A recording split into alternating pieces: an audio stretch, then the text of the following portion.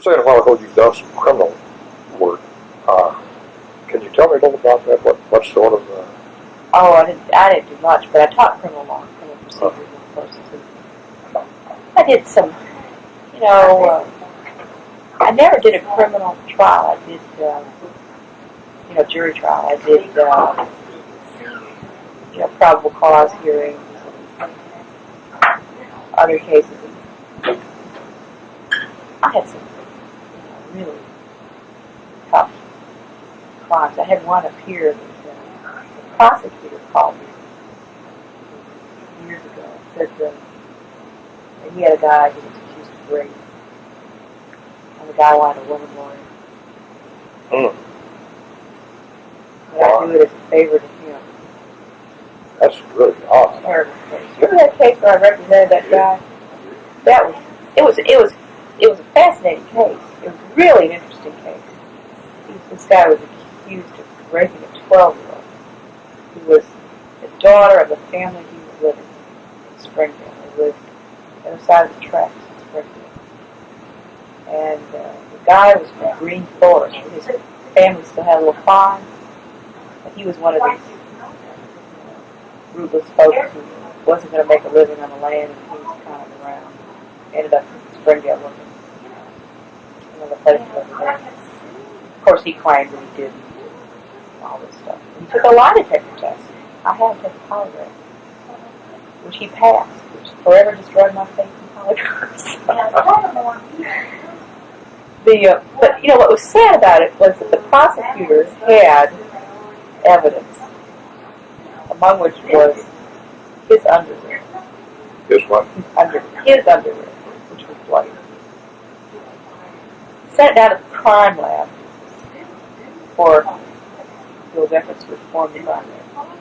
Crime lab took a pair of underpants, neatly cut out the part that they were going to test, tested it, came back with the result of what kind of blood it was, what was mixed in with it. Then sent the pants back with the hole in it for evidence. So I got an order to see the evidence, and the prosecutor didn't want me to see the evidence. I had to go to Moffitt Cummings and convince Moffitt that, yes, indeed, I had a right to see the evidence before it was presented. So they presented these underpants with a hole in it. I said, what kind of evidence is that?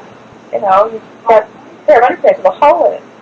Of course, the crime lab had thrown away the piece that they cut out. It was really awful. I plea bargained it down because they didn't have any. It turned out they didn't have any others. But I happened to be going to New York, and I took the underpants with me. I got special court orders, and I went to Brooklyn, where this man, whose name I now cannot remember, who had shared in the Nobel Prize for his work on the RH factor, and was one of the real premier investigators in the field of blood.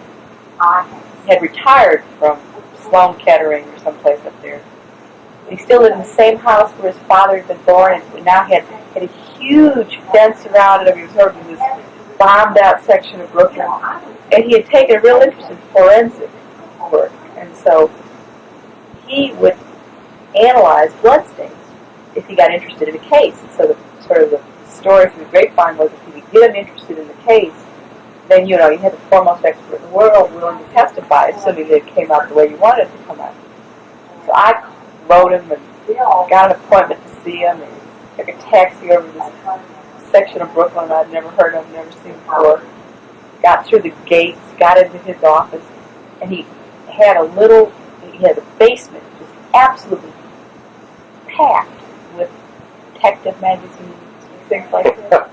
And he sat at his little desk, and I pulled out my underpants, and gave them to him, and started analyzing, looking at the fibers, with magnifying glass and all that stuff. And you can't prove anything. You can't even, so I could see a slight trace, but it wouldn't be enough to test and all that. So I went back and told Malin Gibson that I probably can't remember his name, but I cut out who's who, and I'd done all this stuff, and I handed it to Malin Gibson. I said, well, this guy's ready to come from New York to prevent this miscarriage of justice. So we were going to plea bargain. So I went before Moffitt Cummings to present the plea. And Moffitt said, what is this? And Gibson said it was, first degree rape. And, but dropping the charge, he was dropping it to, I can't remember, something like Conley or something. So Maupin had to, under law, he was supposed to determine whether the plea was factually supported. Maupin asked me to leave the room while he examined my client so that he could find out his factual support. I said, Judge, I can't leave the room. I'm his lawyer. So I know, but I want to talk about this in front of you. Oh, God.